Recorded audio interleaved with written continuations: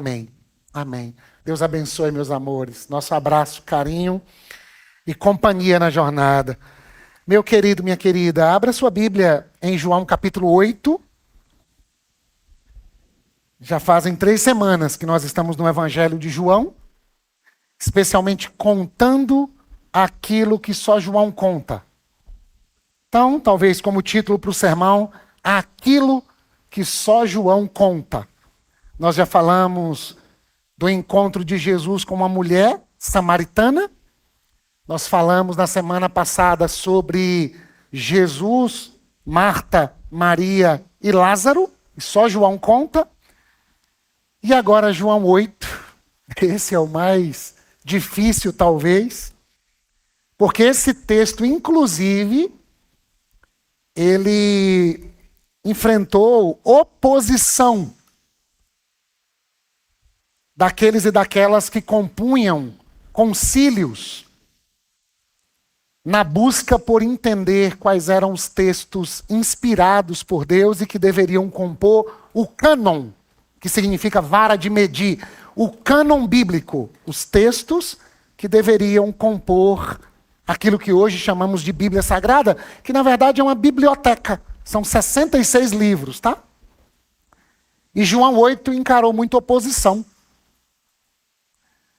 porque mostra uma face de Deus, o Pai, que depois de um tempo que a gente se relaciona com Ele, parece que a gente já não quer mais se relacionar com essa faceta dele. Quando nós estamos nessa condição dessa mulher, tudo que a gente quer é um Deus que tem um filho assim, como o texto revela.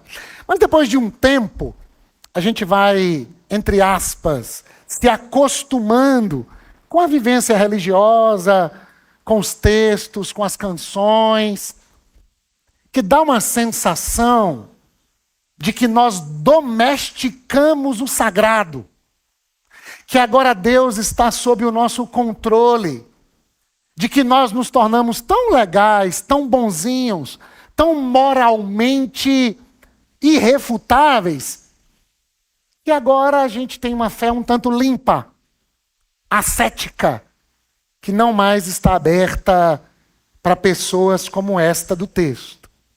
Inclusive o Evangelho de João convive, com alguns textos que são refutados. Por exemplo, o bispo da Igreja Universal do Reino de Deus, há um tempo atrás, disse que João capítulo 2, e é mais um texto que só João conta, a transformação da água em vinho. Outro dia o bispo desta igreja disse que esse não era um texto inspirado por Deus. Como é que Jesus ia dar vinho para as pessoas? Que curioso. A dificuldade da gente aceitar um Deus que gosta de festas. A dificuldade da gente se relacionar com um Deus que é o amigo da alegria, que gosta de ver sorrisos. Pastor Silas orou por nós dizendo que a gente possa dançar a dança do Evangelho, como Davi dançou. Mas é curioso como a nossa cabeça, depois de um tempo, especialmente no contexto religioso, ela funciona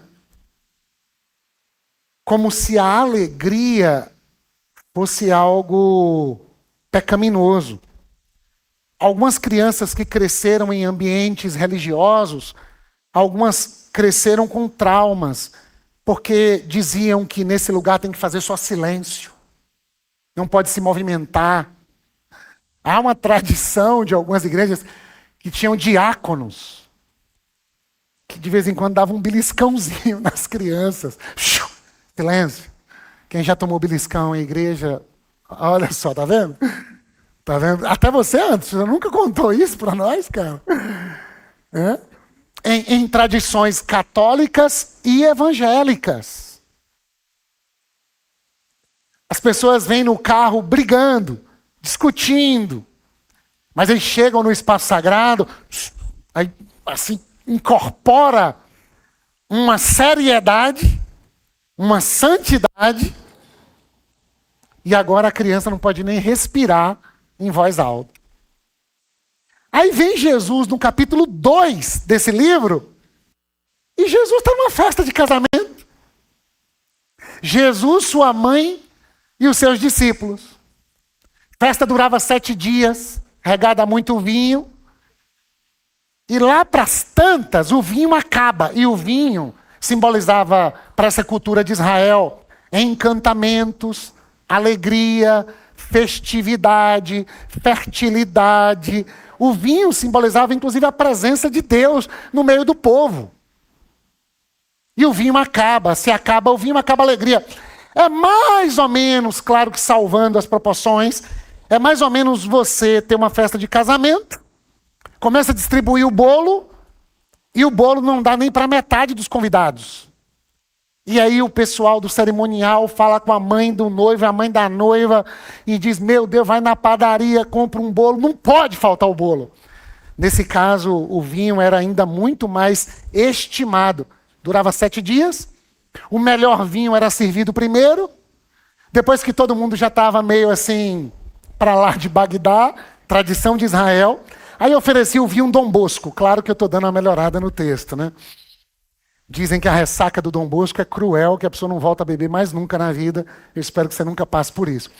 Só que Jesus transforma uma água cerimonial, que servia para um processo de higiene, mas também para um processo meio que religioso, para que as pessoas pudessem adentrar a festa. Jesus transforma uma água litúrgica e ritualística, que só servia para um evento religioso, na alegria da festa. E mais, quando o pessoal experimenta o vinho que Jesus agora fez, né, transformou, a surpresa é, que curioso, porque geralmente na nossa cultura se oferece o melhor vinho primeiro e depois o vinho que não é de tamanha qualidade.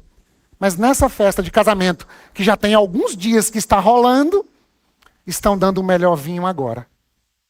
E este é o primeiro milagre de Jesus, inaugurando o seu ministério como Filho de Deus, como Deus encarnado, como Messias prometido, como libertador, como Salvador do mundo.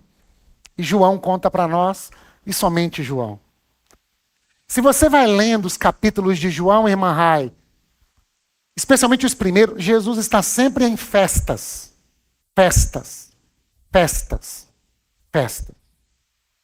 2 coisas eu queria guardar sobre essa característica do Senhor. Primeiro, vá para a festa. Se alegre. Celebre.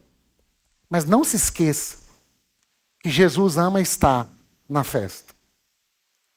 Então, ao celebrar, ao ir para a festa, não leve o moralismo da religião.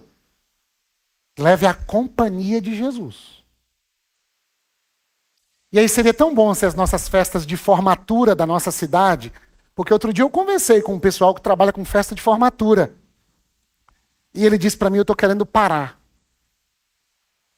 Porque o tal da aula de despedida, outro dia em Conquista, eu ouvi de quem organiza as festas. Quando deu 6 da manhã, desculpa, o relato tão fidedigno e tão despido. 6 horas da manhã, os alunos estavam correndo, tudo pelado, nu, com a mão no bolso na festa.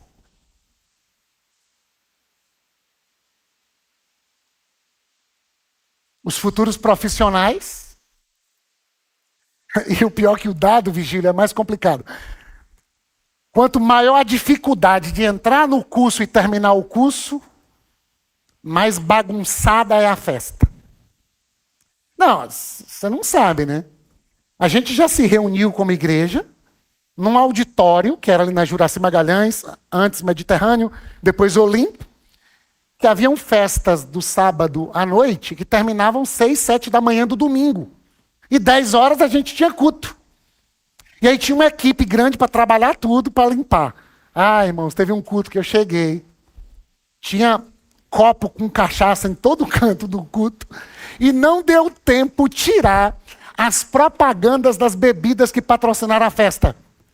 Quem lembra disso, assim? Budweiser, Brahma, toma uma Skol redonda, tudo assim. Aí eu falei, essa igreja só pode ser uma igreja mundana mesmo. Como é que faz um culto assim?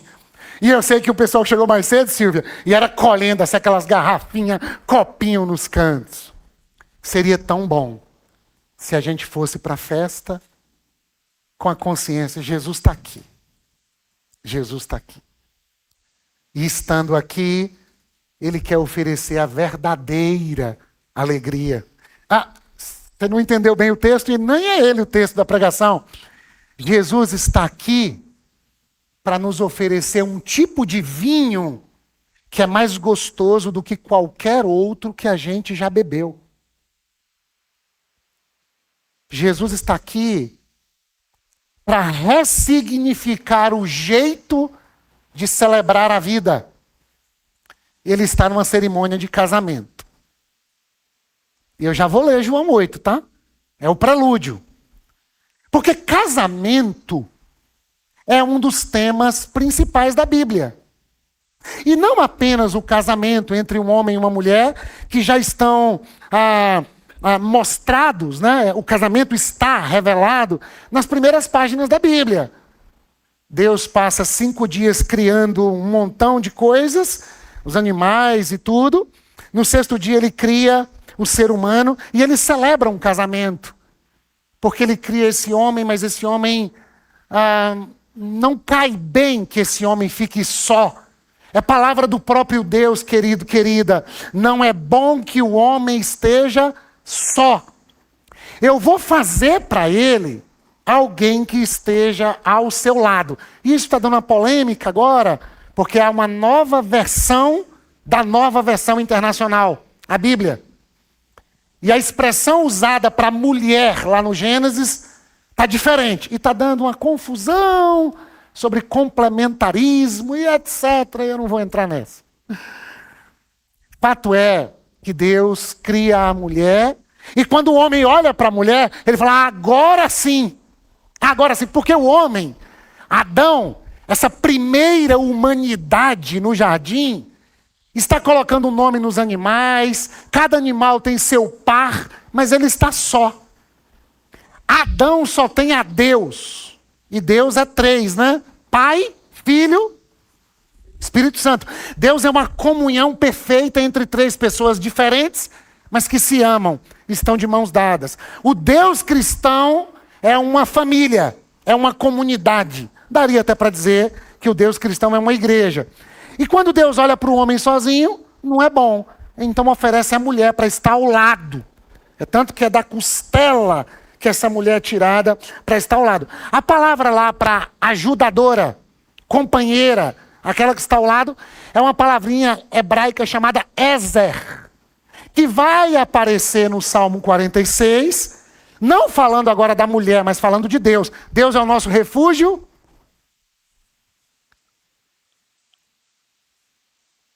Deus é o nosso refúgio e fortaleza, socorro bem presente na hora da angústia. Quem é Deus? Para o salmista, é aquele que me tira de uma condição que sem ele eu não sairia sozinho. Ele é o meu refúgio e fortaleza, socorro bem presente na hora que eu não dou conta. Quem é Deus? Ezer, o ajudador que me tira de uma condição que sozinho eu não daria conta de sair, e sem ele jamais eu sairia.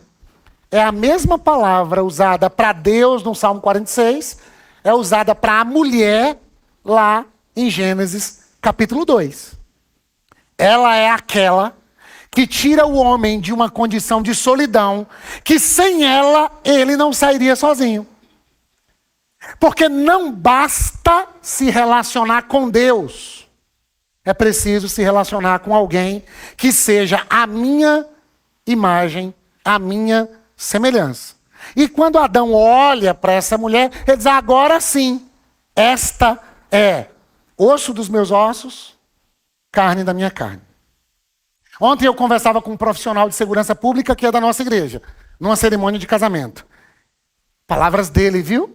90% das ocorrências nas noites de Vitória da Conquista tem a ver com violência contra a mulher.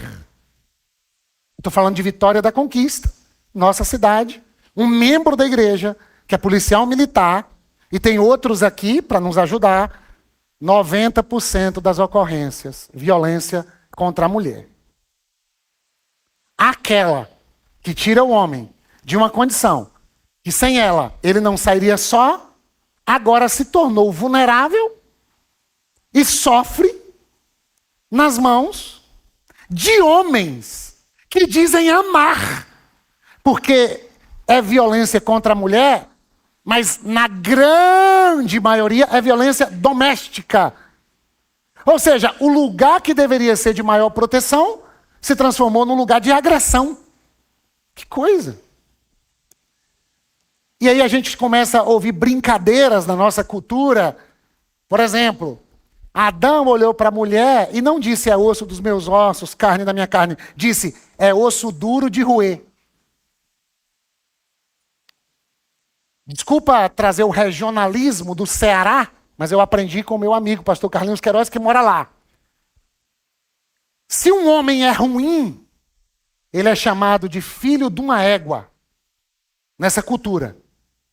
Ou seja, o homem é ruim, mas a culpa é de quem? Do feminino. Se o cara é pior ainda, ele é chamado de égua. Você é uma égua. Ou seja, o feminino não vale. O feminino não presta. Agora, se o cara é bom, porreta, e eles chamam de macho rei, o cara que é assim, caba macho, caba bom, um outro jeito de elogiar um cara bom é pai d'égua. É um pai d'égua. O cara é bom. O que vem depois, não sabe. E essa cultura de maldade vai se distanciando da alegria, da vida, da festa, do casamento, do vinho, da relação harmoniosa entre dois seres humanos.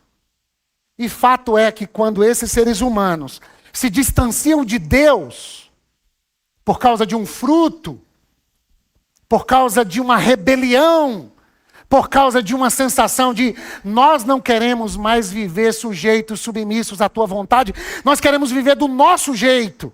Nós queremos viver conforme a nossa cabeça. Em outras palavras, nós queremos ser divindade sobre nós mesmos.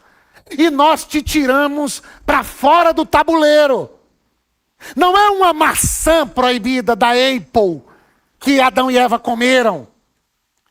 É uma linguagem simbólica para falar que esse ser humano, ao fazer o movimento de ir ao encontro de uma árvore, de um fruto proibido, eles estão dizendo, nós não queremos o teu conselho, ó Deus. Nós queremos um mundo do nosso jeito. E sabe qual é? A primeira coisa que acontece, quando eles rompem com Deus, o Criador, eles se rompem entre si. E Adão vai dizer para Deus, quando ouve a pergunta, onde você está? Primeira pergunta da Bíblia, onde você está? Adão diz, ele está escondido, colocou uma roupa, porque estavam nus, mas não se envergonhavam. Agora, depois da ruptura, eles se protegem um do outro, eles não se despem mais um diante do outro, eles estão protegendo suas intimidades, o outro passou a ser um perigo, e Adão está escondido. E Deus diz, onde você está? Será que Deus não sabia onde ele estava? Claro que sabia.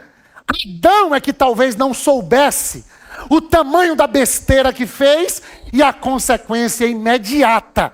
Não apenas na relação vertical, mas também na relação com aquela que era a que o tirava de uma condição que sem ela ele não sairia só. Agora ele olha para Deus e diz, a mulher que o Senhor me deu, comeu do fruto, me deu, e aconteceu tudo isso aqui. Em outras palavras, a culpa é dela, mas primeiro a culpa é tua. Só que muitos anos se passaram, né? E nós estamos em Vitória da Conquista, no dia 26 de abril de 2026. Adão continua colocando a culpa em Eva. E agora, na nossa cidade, Adão violenta Eva. Na nossa cidade foi tema no Brasil alguns feminicídios, quando uma mulher é morta tão somente pelo fato dela ser mulher. É verdade que um político famoso diz: quando é homem é homicídio, quando é mulher é feminicídio. É brincando com uma realidade cruel que nos atravessa.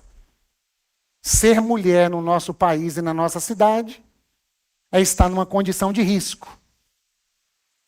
E isso é um tema de segurança pública. Isso precisa ser tratado nas escolas desde a idade mais tenra, mais incipiente. Mas isso é um tema teológico. Você é a culpada e eu vou puni-la. Isso se eu não matá-la. Que pesado esse começo de texto. Vai piorar só um pouquinho, depois melhora. Enquanto o casal, primeiro, está em litígio, em violência, em culpabilização, e inclusive dizendo que a culpa é de Deus, Deus agora começa a se revelar na Bíblia como um esposo. É muito interessante ler o Antigo Testamento e a linguagem de um Deus amoroso que está em busca de um povo para transformar em uma nação e engravidar essa nação para o nascimento de Jesus. Curiosamente, em Abraão, antes chamado de Abrão, Deus escolhe um povo e diz: eu vou abençoar você, quem te abençoar vai ser abençoado, quem te amaldiçoar vai ser amaldiçoado, eu farei você multiplicar, a sua descendência será como as estrelas do céu, de você vai nascer um povo. E quem era Abrão? Era um confeccionador de ídolos. Ele tinha uma outra divindade, ele era da terra de Ur dos caldeus, que vai dar origem à Babilônia. E Deus olha para um homem totalmente distante e diz: através de você vai nascer um povo, eu vou me relacionar com esse povo, não pelos méritos do povo, mas pelo meu coração amoroso, e eu vou transformar esse povo numa nação, eu vou amar essa nação como um marido ama a sua mulher. E é essa linguagem que vai percorrendo o Antigo Testamento. Você vai encontrar textos como um esposo que ama, assim o Senhor ama Israel. Você vai encontrar no Antigo Testamento um texto de Cantares de Salomão, que inclusive alguns ficam tentando dizer que é uma alusão a Jesus e a igreja. Olha a linguagem conjugal, hein? Jesus é o noivo, a igreja é a noiva. O primeiro milagre de Jesus foi onde, Maíra? Numa cerimônia de casamento. Que curioso, como o casamento vai dando um enredo do amor de Deus por nós. Mas no texto de Cantares, gente, não cita o nome Deus, a expressão Deus. É o amor de um homem por uma mulher. Mas está na Bíblia para celebrar o amor eros, o amor erótico, o amor entre um homem e uma mulher, verdade? Mas também sinaliza o Deus de Israel que ama esse povo. Mas existe uma denúncia dos profetas o tempo todo no Antigo Testamento. Qual é a denúncia? Israel é como uma mulher adúltera, que sendo amada por Deus, o deixa e vai atrás de outros maridos. Deus se apresenta no Antigo Testamento também como um marido traído. E eu preciso voltar nesse tema. A nossa cultura é tão doentia, a nossa cultura é tão pecaminosa, é tão doente, que quando alguém sofre uma traição, é muito curioso que a pessoa que é vítima recebe alguns nomes pejorativos. Se deprime, tem medo de frequentar alguns ambientes. O que vão dizer de mim depois do que aconteceu comigo, porque alguém fez comigo. A vítima que deveria ser acolhida, ela é vilipendiada. Que cultura cruel, hein? A menina ou o menino que sofre qualquer tipo de abuso e violência sexual sofre de um processo de culpabilização por aquele que pratica. E o silêncio geralmente é mantido por conta de um medo e por conta de uma culpa. Medo por uma ameaça. E a culpa é: ninguém vai acreditar em você e vão dizer que só aconteceu porque você agiu de tal maneira. Como assim? Como é que a vítima tem culpa? É a nossa cultura doente. Chegou ao ponto de Deus chamar um profeta e dizer para ele assim: se case com uma mulher adúltera aí do seu povo, é o profeta Oséias. Casa com ela. Sai na rua de mão dada com ela. E a nação vai dizer: como pode? O profeta Oséias casou com uma mulher adúltera. Essa mulher o trai. E Deus disse para Oséias: é uma profecia. É como eu me sinto diante do que essa nação faz comigo. Em outras palavras, o povo que Deus ama está sempre, palavras do profeta, cavando cisternas rachadas que não retêm as águas e abandonando o manancial de águas vivas. Abandonando quem nos ama em nome de um fruto gostoso. Qual fruto? Eu quero ser Deus de mim mesmo. Você acha que quando alguém violenta outra pessoa, você acha que ele está pensando em Deus? Ele pode estar pensando numa ideia que ele criou sobre Deus. E a ideia que ele criou sobre Deus não é Deus, mas o torna divino. Então ele cria uma ideia de que ele pode lançar bombas sobre o outro, pedras sobre o outro, matar o outro, abusar o outro, ferir o outro. Então eu sou Deus. Eu sou uma divindade poderosa que pode fazer com o outro tudo que eu quero. Mas aí a gente abre a Bíblia. E o Deus, Pai de Jesus, não está jogando pedra. Não está matando. Está dizendo: eu amo e sou traído. Eu amo e sou traído. Se a gente começa o Novo Testamento, Jesus num casamento. Jesus transformando água em vinho. Jesus anunciando que o reino de Deus chegou e que o Deus todo amoroso quer se casar com a gente. Enviou o seu filho, é o noivo, que está preparando a noiva. E no final da Bíblia, no Apocalipse, nós estamos diante de um casamento. Aquele texto da ceia, Maranata, ora vem, Senhor Jesus. Sabe que texto é esse? É a noiva no altar, diferentemente dos casamentos atuais, em que o noivo espera a noiva. No Apocalipse é a noiva esperando o noivo. E ela olha para o céu e diz: Maranata, ora vem, Senhor Jesus, vem casar com a gente. Nós agora estamos com roupas brancas. Nós agora estamos sem ruga, sem mácula. O teu Espírito foi nos santificando, nos preparando para o grande dia. E chegou a hora de Deus se casar com a gente. E você acha que de onde as novelas tiraram, gente? Antigamente, a última cena era sempre num casamento. Quando o casal se beijava, fim, e foram felizes para sempre. De onde é essa ideia, se não do texto bíblico?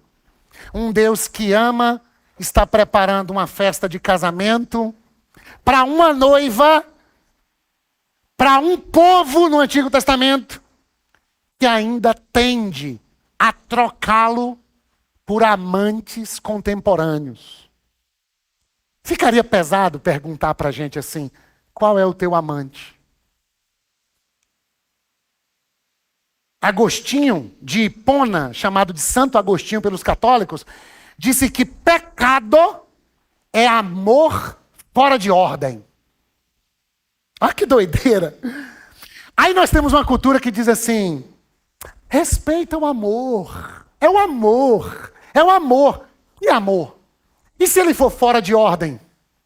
E se o meu amor pelo dinheiro faz do dinheiro um amante e faz de mim um adúltero em nome do noivo que me ama? É pecado. Amor fora de ordem. Se o meu amor está dirigido e destinado a alguém ou a alguma coisa que não seja o nosso Senhor, isso é pecado. Na linguagem do Antigo Testamento, adultério. Abandono daquele que nos ama de verdade em nome das ilusões do nosso tempo. Mas nós acostumamos a aprender que pecado é assim, mentir, roubar. Isso aí são pecados. Consequências, sintomas de um estado de ser. Qual é o estado? Adão vai nos ajudar. Eu não quero mais te ouvir, eu só quero me ouvir. Eu não quero te obedecer, eu só quero me obedecer. Mas é difícil a gente assumir isso. O que a gente percebe no nosso tempo? É a gente agindo de maneira pecaminosa, mas justificando a partir de uma teologia equivocada. E aí, por exemplo, o Donald Trump, essa semana, numa reunião com seus líderes, ele leu o texto bíblico para poder ratificar a guerra, a matança. E do outro lado, do mesmo jeito. É uma nação que parte de um princípio religioso e que manda bomba em nome de uma crença religiosa. Nós estamos desconstituindo a ideia do Pai de Jesus, criando os nossos próprios deuses, e como eu venho repetindo, o que eu penso sobre Deus não muda quem Ele é, define quem eu sou. De novo. O que eu penso sobre Deus não muda quem Ele é, define quem eu sou. Afinal de contas, somos a imagem e semelhança de Deus.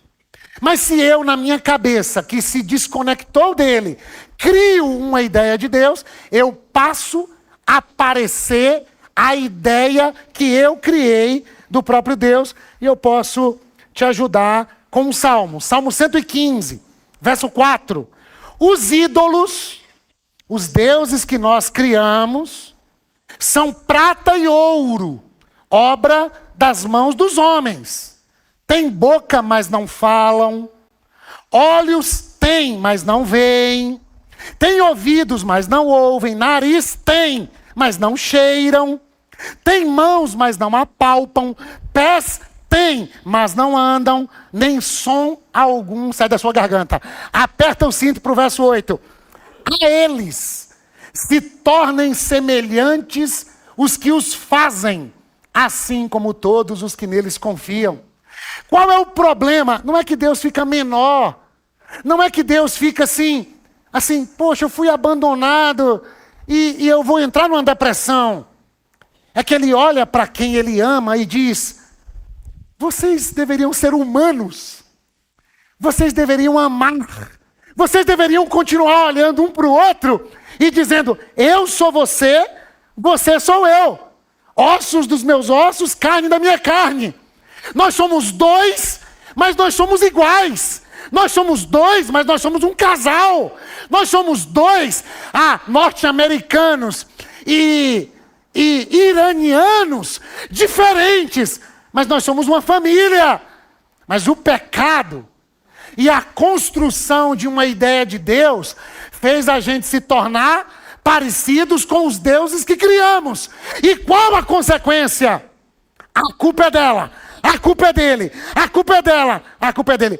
E em vez da gente ir para a vida com flores nas mãos, bebendo do vinho da alegria, com o ministério do perdão e da reconciliação, perdoa as nossas dívidas, assim como nós perdoamos aqueles e aquelas que têm nos ofendido. Não, a gente agora tem pedra nas mãos. Então, depois dessa pequena introdução, João capítulo 8, por gentileza. Jesus voltou, NVT, nova versão transformadora. Jesus voltou ao Monte das Oliveiras. Qual monte? Lembra de alguma coisa? Lembra? Transpirando sangue. A minha alma está angustiada até a morte. Pedro, Tiago e João dormindo, e ele às vésperas da crucificação. É nesse monte que ele está. É nesse monte, chamado também de Jardim do Getsemane. É o Monte das Oliveiras. Mas na manhã seguinte, bem cedo, estava outra vez no templo. Se você ler o capítulo 7, o pessoal já está querendo matar Jesus, tá? Olha só. João está quase começando o texto. O pessoal quer matar Jesus. E aí leia o 7 para você entender por que querem matá-lo. Não vai dar tempo. Mas ele volta ao templo. Logo, sempre acontecia isso, se reuniu uma multidão. E ele se sentou e a ensinou. Tem uma multidão que quer estar com ele. E como sempre ele o fez, sentou e ensinou. Então, os mestres da lei e os fariseus lhe trouxeram uma mulher pega em adultério. A pergunta primeira que ocorre, cadê o homem? Por que pegou sua mulher? Está em adultério, está com alguém. E tudo indica que esse alguém é de outro alguém. Por isso ela é a adúltera. O homem é de uma outra mulher. Ela foi pega no flagrante do adultério. Dá para imaginar a cena? Essa mulher sendo arrastada de uma cama e sendo levada para o pátio do templo. Meu Deus do céu. Eu não sei se é forçar demais a barra, mas está tendo aqui um culto. Pastor Silas está aqui ensinando, com um jeitão tão criativo.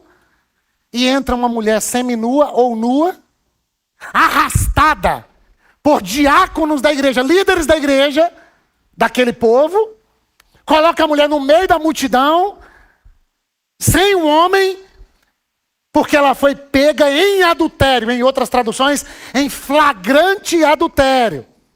E a colocaram diante da multidão. Eu fiquei pensando que existe a igreja da multidão, existe a igreja dos líderes religiosos e existe a igreja de Jesus. E eu acho que hoje é uma manhã de tomar assim que decisão. Nós somos a igreja da multidão. Nós somos a igreja dos líderes evangélicos religiosos do Brasil. Ou nós somos a comunidade de Jesus. Verso 4. A acusação. Todo mundo junto na acusação. Todo mundo junto. Meu Deus, tem misericórdia, meu Pai. 1, 2, 3. Mestre.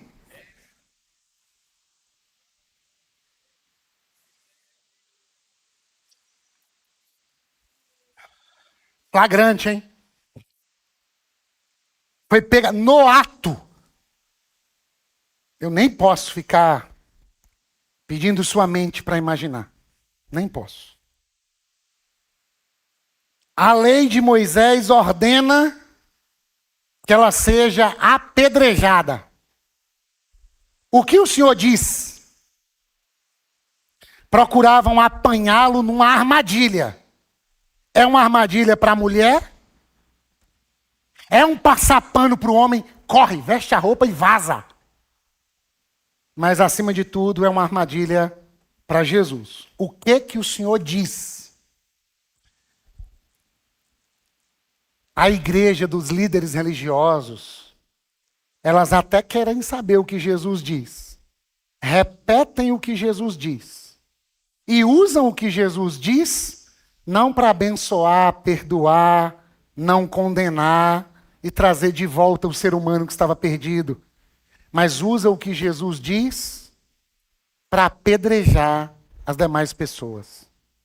Para condenar. E para condenar não apenas as pessoas, para condenar o próprio Jesus. Porque são eles que matam Jesus. Eles repetem o que Jesus diz. E Jesus disse assim: façam o que eles dizem, mas jamais façam o que eles façam. Eles até falam coisas legais, mas eles vivem de maneira oposta ao que falam. E o que falam, falam com o objetivo de matar Jesus. E a gente precisa ter o discernimento. Se nós somos de uma multidão que vai para onde a onda leva, que é assistente daqueles que estão iludibriando, se nós somos a igreja dos fariseus, dos mestres da lei, que sabem o vernáculo bíblico, que tem na boca e no padrão moral um jeito de viver que parece ser de Deus, mas que na verdade está sempre matando o outro, Vitória da Conquista é uma das cidades mais cristãs do Brasil. O catolicismo é enorme. O nome, irmão Raimundo, é Vitória da Conquista por causa de Nossa Senhora das Vitórias. Vitória da Conquista é uma das cidades mais evangélicas do Brasil. Por que 90% das ocorrências nas noites da cidade é gente fazendo isso aqui com as mulheres? O que o senhor diz? A gente quer matá-la. O senhor diz o quê? A gente quer apedrejar. O senhor diz o quê?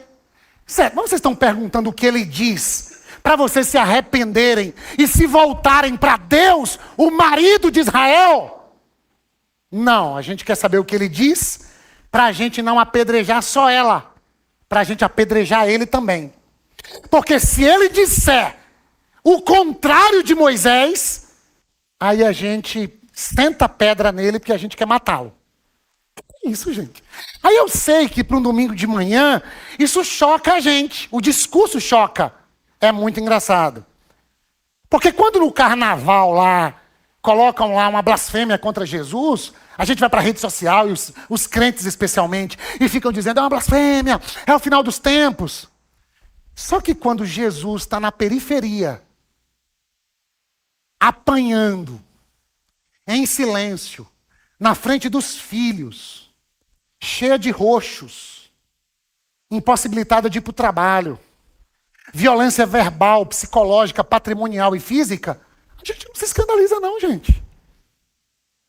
Eu digo para vocês, 90% das ocorrências na nossa cidade, nas noites, segundo um policial da nossa igreja, que serve na igreja, tem a ver com violência ao feminino. A gente diz, meu Deus do céu, mas a cena lá de Jesus arrastado na Sapucaí, a cena do judeu que no Líbano derrubou uma estátua de Jesus, rodou o mundo.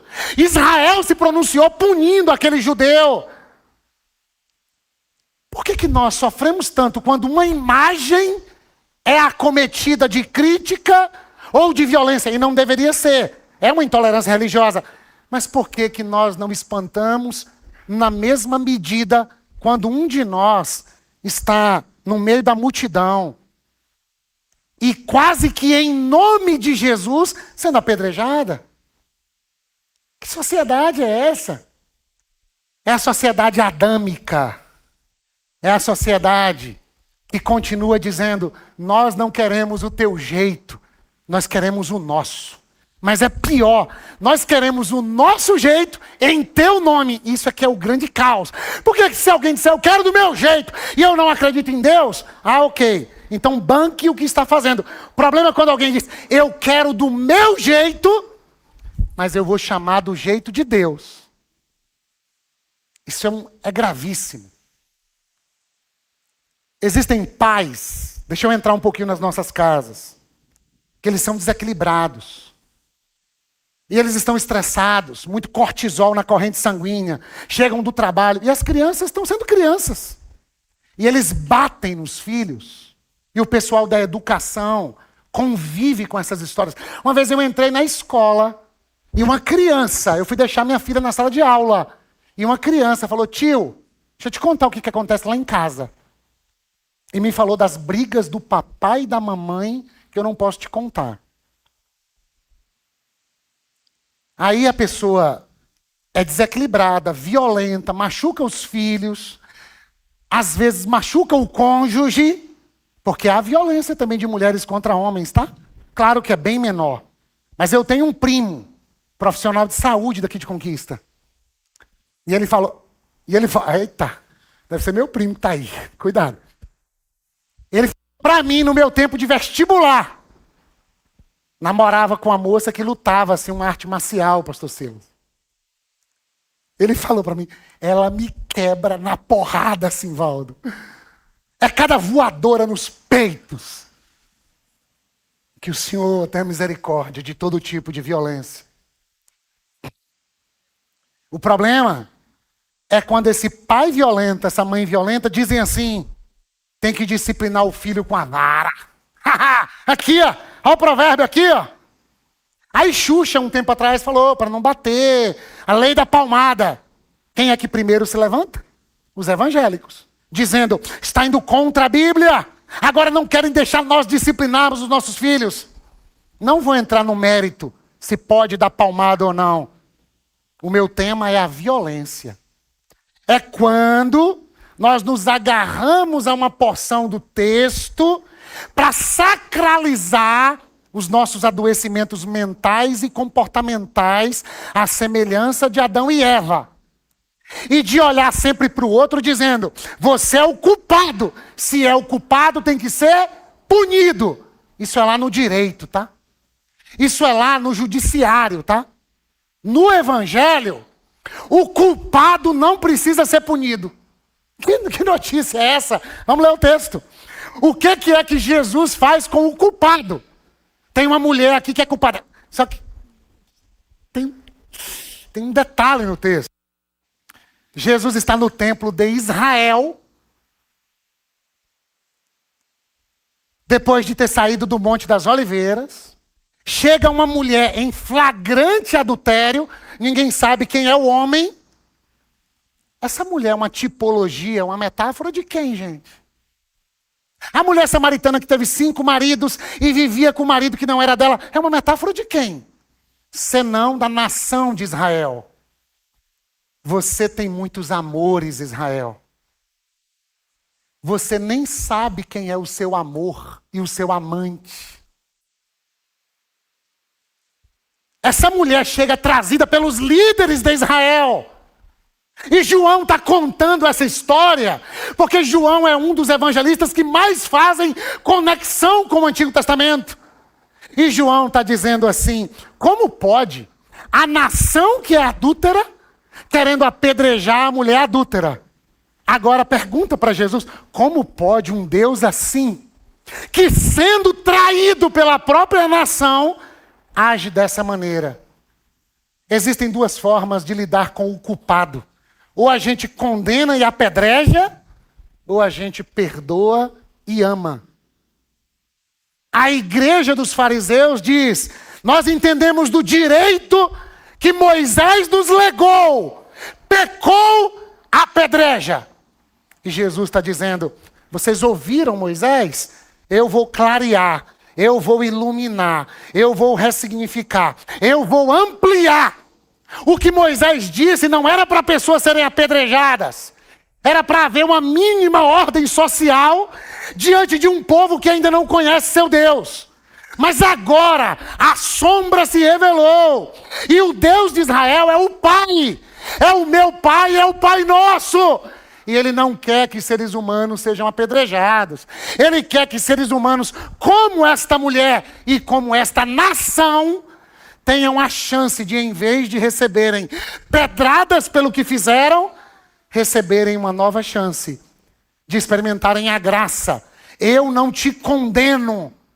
E porque você experimentou a não condenação, a libertação que o Messias veio trazer, o apagamento dos seus pecados pelo sangue que há de ser derramado, agora você pode ir e viver de um outro jeito. Vai e não peques mais. Em outras palavras, Tainá, a gente não deixa de pecar para se livrar das pedradas e sermos aceitos por Deus. Não, Manu, não, Tamara. Nós somos amados, somos perdoados, somos livres da condenação e agora a gente diz, caraca, há um outro jeito de viver. Há uma outra forma de me relacionar com o meu corpo, com a natureza, com uma outra pessoa, com o sexo oposto. Há uma outra forma de lidar com a vida. Por quê?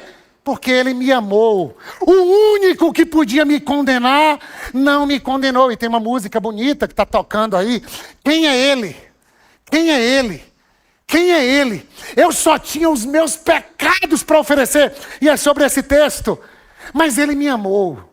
E eu quero exagerar, meu Deus, tem misericórdia. Me ajuda nos próximos sermões, pastor Silas. Porque nós também temos uma ênfase na fé cristã de que Deus só vai dar o perdão para quem se arrependeu. Porque Jesus começa pregando, arrependam-se e creiam no Evangelho. Mas quando a gente enfatiza demais o arrependimento das pessoas, para então elas serem amadas, nós estamos dizendo assim: você é melhor, você é melhor, você é melhor, porque você teve a capacidade de se arrepender que essa mulher não teve. Se você teve, parabéns para você, você é da igreja dos líderes. Se você não teve, desculpa, vai ser apedrejada no meio da multidão. Porque você não teve a capacidade própria de se arrepender. Nós não lemos a Bíblia.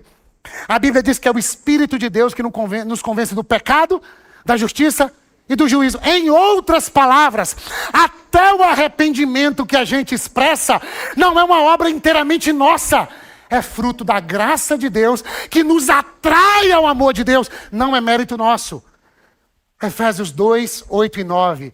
Pela graça vocês são salvos, mediante a fé. E isso não vem de vocês, é um dom de Deus. Peraí, como é que o Senhor nos salva mesmo? Eu salvo pela minha graça, o meu favor que vocês não merecem. Mas mediante o quê? Tem que fazer o quê? Tem que ter fé. Sim, mas ter fé como? Fé é um dom que Deus dá para você aceitar o presente da graça. E aceitando o presente da graça, ser filho, filha amada. E não apenas não ser apedrejado, mas não viver procurando na cama alheia. Não viver em relações que te barateiam. Não viver em relações em que você é trocada. Não viver em relações em que o prazer se tornou uma divindade. Para você não viver como uma coisa usada por alguém que não te assume. Eu te perdoei para você ser minha filha. E para não ser mais como a nação de Israel, que experimentou todo o meu amor, mas vive me traindo. Eu perdoo essa mulher do jeito que o meu pai está perdoando essa nação. E quem experimentou o perdão, não tem mais pedra na mão. Tem flores no coração. E era assim que deveriam viver os discípulos e discípulas do Jesus de Nazaré. Quais as pedras que você carrega, hein? A gente tem umas pedras de estimação e a gente tem alguns alvos da nossa indignação. E nós estamos num contexto de violência. Estamos o tempo todo jogando. As reuniões mais simples, a gente percebe um tom de violência. Não é só no tema da política, em todos os temas. Violência, pedra. Quem tem a razão, você está errado. E estando errado, eu posso agir com você. Na rede social, nem se fala. O que aconteceu com a gente? Que nós estamos no país mais cristão proporcionalmente do mundo, mas nós estamos repetindo as palavras de Jesus e vivendo diametralmente oposto a como ele viveu. Por que tem tanto bullying nas nossas escolas, meu irmão, minha irmã? O bullying é uma pedra que sai da boca e que vai destruindo o outro. Deixa eu contar. Teve um evento das crianças.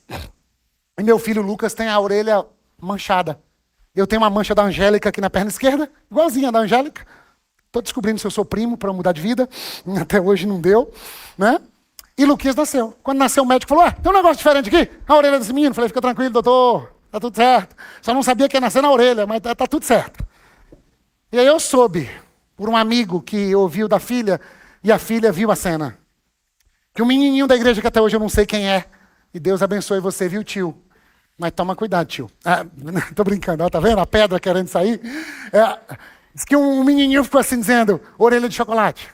Orelha de chocolate. Seu orelha de chocolate. E aí diz que ele olhou pro menininho e falou assim: você vai continuar? Você vai tomar, hein? Você vai tomar. Eu não sei com quem tá aprendendo isso. É comigo, amor? Ou é com você, amor? Não sei. Assim, percebe que a gente vai guardando algumas pedras. Se falar da minha orelha, vai tomar. Mas e por que o outro quer falar da orelha? Aí você pensa assim: Simvaldo, com tanta coisa para falar, tá falando de bullying? É porque talvez nós não estamos acessando o sofrimento dos nossos filhos. Numa cultura que apedreja. Aí você pensa que esses meninos domingo estão aonde, gente? Estão nas igrejas. Estão no catecismo, estão nas salinhas. é a ideia de Deus que nós estamos vendendo para os nossos filhos, ao ponto de gerar tanta violência? Teve uma briga dos alunos de uma escola particular de Conquista, que foi assunto nacional. Foram para o pátio de um hipermercado. O pau quebrou e a galera filmou. E aí um jornalista esportivo assumiu, Thiago Leifert, foi na rede social e disse, teve uma briga num jogo, não foi? Atlético Mineiro e Cruzeiro. E ele disse, eu tenho que pedir desculpas, mas eu preciso assumir o quanto que eu gostei de ter visto aquela briga. Aquilo mexe com os nossos instintos mais primitivos. E ele disse, eu não queria ter gostado, mas eu gostei. Nós crescemos numa cultura, quem cuspir primeiro é homem, na cara do outro.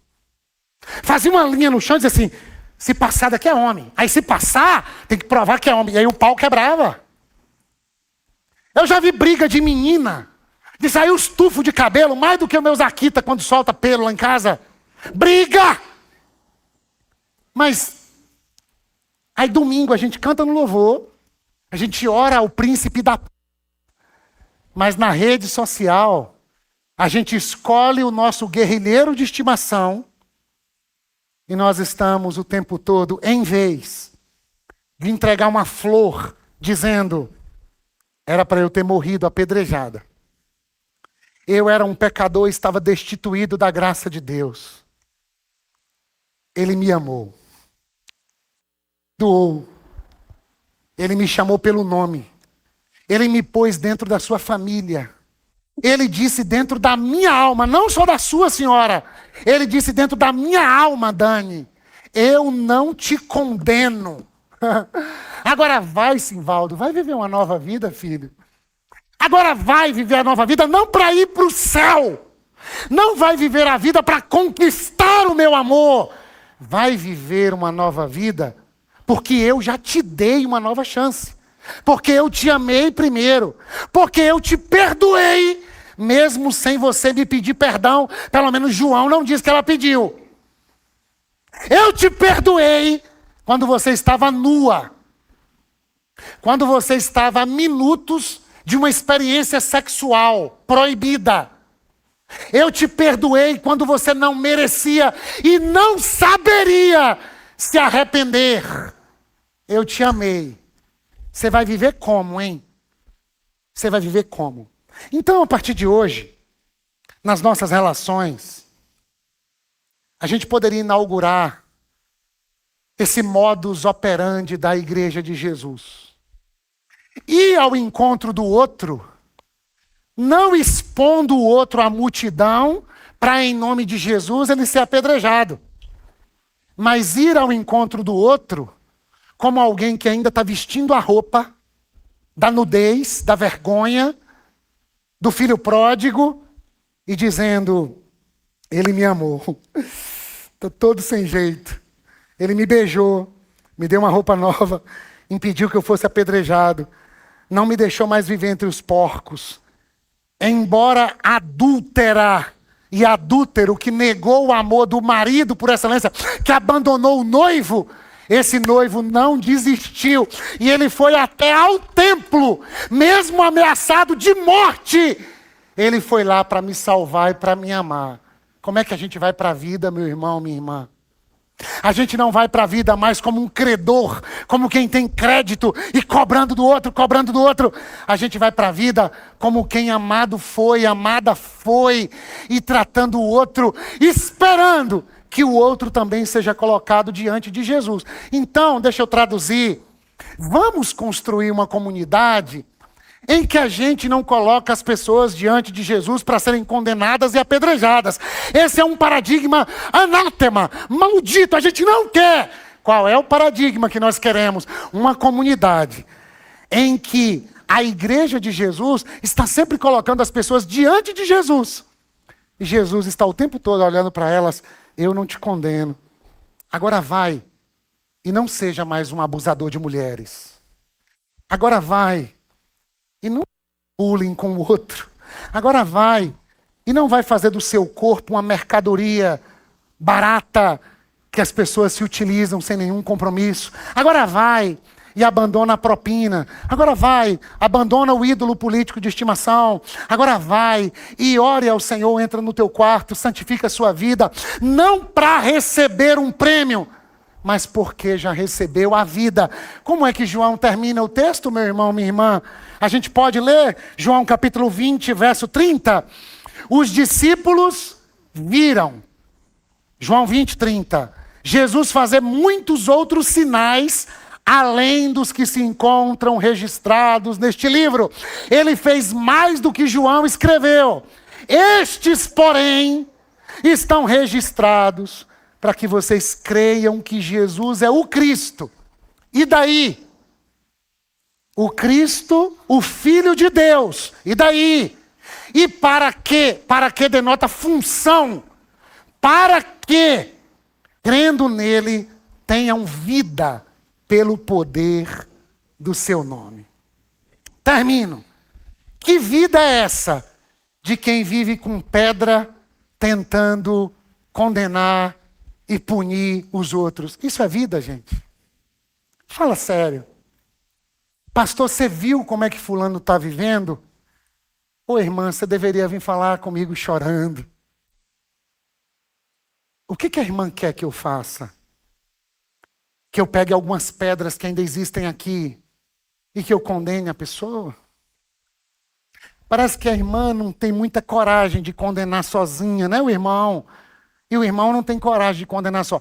Aí vocês vêm até Jesus, ou acham que eu sou um representante da igreja dos fariseus, que fala o que Jesus fala, mas vive como ele não vive. E aí você quer que eu seja aquele que condena, que apedreja? Que vida é essa que você está vivendo, hein? A minha pergunta é, quem é que está mais perdido? A mulher no meio da multidão envergonhada? Ou alguém com a pedra na mão querendo matá-la? Quem está mais perdido? Quem está mais perdido no nosso Brasil? A esquerda ou a direita? Fala para mim. Os Lulas ou os Bolsonaro? Quem é que está mais perdido? Fala para mim. E no meio dessa bagunça tem Jesus, escrevendo no chão e dizendo, eu quero dar vida para você. Porque isso aqui, pedra na mão, não é vida. Aí ele olha nos olhos dela e diz, mas isso aqui também não é. Isso aqui também não é. Então, no domingo à noite de conquista, eu temo que tenham pessoas no culto cantando, com as pedras no alforge, passando na BR-116 e jogando pedra nos travestis e nas prostitutas na BR. E Jesus olha e diz, isso não é vida. Ficar falando do meu nome para apedrejar quem não vive do meu jeito. Isso aqui não é vida. Mas aí Jesus também diz assim, continuar nesse adultério, continuar vivendo assim amante do dinheiro, continuar violento com as crianças e dizendo que é disciplina, continuar assim, tendo amantes e não sendo amada pelo próprio Deus, também não é vida. E eu vim para que a senhora e para que vocês tenham vida. Sabe como termina a cena? Jesus diz, quem não tem pecado, joga a primeira pedra. E aí, Rosa, o texto diz que dos mais velhos aos mais novos, eles começaram a ir embora, deixando a pedra e indo embora. Porque a tradição dizia que quanto mais idade você tinha, mais pecado você cometera, pastora Marluce. Então, se eu sou mais velho, eu tenho mais pecado. Joga a pedra e vai embora. E aí, ficou só Jesus e a mulher. Mas eu passei muito tempo achando que ficou só Jesus e a mulher. Não, não. A multidão ficou e Jesus e a mulher lá no meio. E aí eu prego hoje de manhã, pensando, jogar pedra não é vida. Viver aqui não é vida. Mas essa mulher agora levanta com vida. Onde estão os teus acusadores? Eles foram embora. Jesus diz, eu também não te condeno. Vai, não peques mais. Essa mulher que ia morrer, volta para casa com vida. Perdoada. Amada. Abençoada. Esse pessoal volta para casa tentando encontrar um outro momento para matar Jesus e vão tentar matar Jesus lá no episódio da ressurreição de Lázaro. Ela volta para casa com vida. A minha pergunta final: como é que eu e você vamos voltar para casa hoje? Porque nós somos uma multidão assistindo uma pregação em que foi exposta diante de nós a nossa condição e foi exposta diante de nós a nossa outra condição. Essa multidão vai ser a igreja dos fariseus e mestres da lei? Ou nós nos reunimos com uma multidão que se viu nessa condição e que teve o abraço amoroso, o livramento, o perdão de Jesus e agora se levanta para casa perdoados e perdoados? Qual é a igreja que nós estamos vivendo, meu irmão, minha irmã? Que Deus aumente os nossos espaços. Que Deus amplie as nossas possibilidades. Sabe para quê? Para ter mais espaço para as pessoas serem trazidas até Jesus, não para serem condenadas e apedrejadas, mas, meinha, para serem amadas e perdoadas. E voltarem para a vida dizendo: Ele me amou, Ele me amou, Ele me amou, Ele me amou. E aí, você vai fazer o que com tanto amor? Eu vou amar, eu vou amar, eu vou amar. Eu não carrego pedras nas mãos. Eu carrego flores que sinalizam perdão, graça e acolhimento. Senhor, nós estamos aqui, no meio de uma multidão, e corremos vários riscos. O risco de sermos endurecidos por uma religiosidade que condena, que aprisiona, que pune, que apedreja. Isso é um perigo. Livra-nos do mal, Senhor. Quebranta o nosso coração. Nós deixamos aqui as nossas pedras hoje de manhã e a gente sai daqui levando flores. Mas nós corremos um outro risco. O Senhor é um marido, um noivo tão maravilhoso, tão amoroso, que diante de tanto amor, a gente corre o risco de abandonar essa fonte de água viva, como fez Israel, como fez aquela mulher, e irmos atrás de outros amantes, que nos deixam nus e nuas, expostos, que não nos bancam na hora que a vida aperta, que nos colocam no lugar de condenação, que nos lançam no chão. Os nossos vícios, os nossos pecados, as nossas mentiras, os nossos enganos, uma vida que está contrária ao teu amor revelado naquela cruz. Livra-nos do mal, Senhor. Nós não queremos pedras nas mãos, mas também não queremos viver jogados ao chão, numa ressaca de quem um dia virou as costas para o teu amor. Sabe o que queremos, Senhor? Queremos os teus olhos nos nossos, dizendo: eu te conheço. Eu conheço o teu caminho, Simvaldo. Eu sei por onde você andou. Eu sei o que nem você sabe. E eu sei que já quiseram te condenar. Mas eu não te condeno. Eu te perdoo. Eu te amo. Deus prova o seu amor pelo fato de Cristo ter morrido por nós, sendo nós pecadores. Agora vai, Simvaldo. Vai, meu irmão, vai, minha irmã. Vai para a vida. Vai viver uma vida de verdade, sem pedra na mão e sem do que se envergonhar e não mais prostrado no chão. Vai viver uma vida bonita. Vai, não peques mais. Vai e continua com Jesus. Vai e seja cheia do Espírito Santo.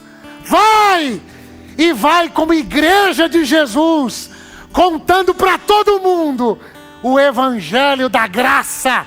Ele me amou. Ele me amou. Ele me perdoou. E eu quero contar para todo mundo, e eu quero levar todo mundo aos pés dele. Que o amor de Deus o Pai, a graça do Jesus que não te condena, mas que te salva, a alegria, a comunhão, as consolações do Espírito de Deus, sejam sobre a sua vida, e que a sua vida seja mais parecida com uma festa, cheia do vinho de Jesus. Vai em paz, cheia de alegria, em nome de Jesus, amém, amém, amém.